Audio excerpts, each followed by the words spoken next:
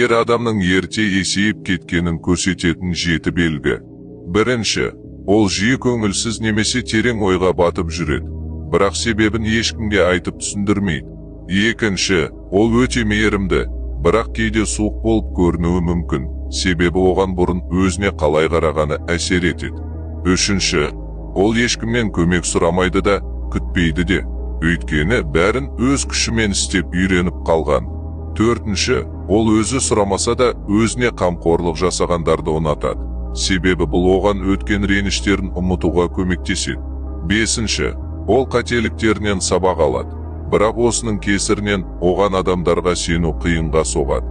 Алтыншы, өз жағдайы қиын болса да, ол басқаларға көмектесуге тырысады, және алғыс ретінде ештеңе күтпейді. Жетінші, оның ең үлкен қорқынышы жалғыз қалу, өйткені дәл сол кезде ауыр ойлар мен ішкі хаос оны басып кетеді.